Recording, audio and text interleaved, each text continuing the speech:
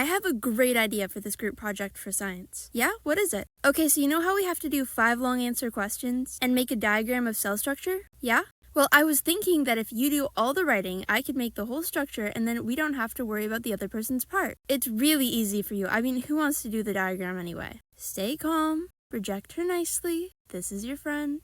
Yeah, sorry, I just really don't think that's a fair division of work.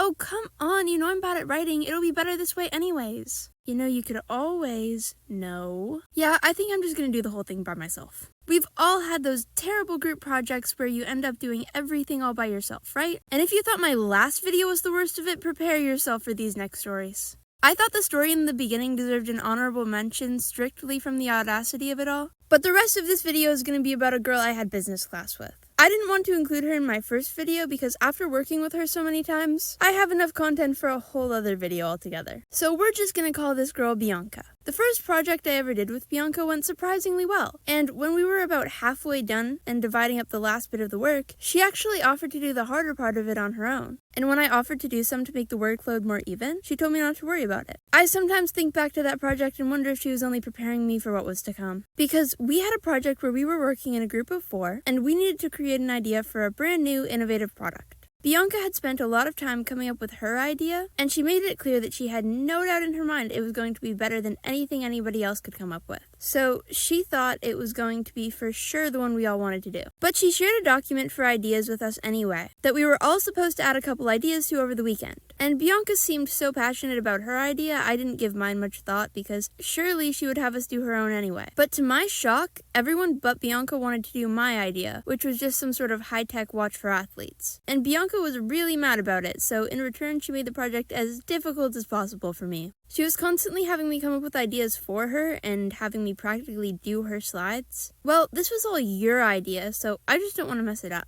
And you could tell she was angry, especially after she asked, "So how did you think of this anyway?" I don't know, I guess I didn't really give it much thought. So she found any way she could to punish me by having me do as much of her work as possible. But that is far from my worst Bianca story. No, the worst was when Bianca was preoccupied with some other class, so she was having me take care of figuring out who did what for the presentation. So I divided the work and made sure everyone knew what they had to do. The presentation was on Monday, and on Saturday she messaged me and the other girl we were working with to ask if we could call the next day to go over the presentation. And I was done by then, so I assumed she meant just to practice what we were going to say in front of the class. She was also busy all day and didn't want to call until 9 o'clock at night. And I usually go to bed at like 11, so that annoyed me a bit, but I just went with it. So she spends an hour and a half not getting to the point and just rambling about something completely unrelated until she finally says, "Oh, and Sophie, can you do these 2 slides before the presentation at 10 a.m. tomorrow, even though I know you have French first thing and a bunch of finals coming up? Thanks. You want to take this one?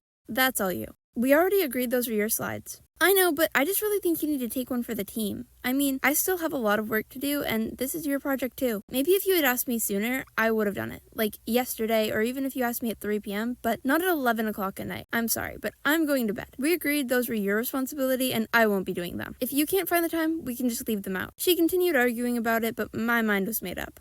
During our first block of the day in my school, we get 40 minutes of student-directed time, meaning I did technically have plenty of time to do what she was asking, but really there was no way I was giving her what she wanted. So we get down to the last 20 minutes of French, and she messaged me to meet her in the halls.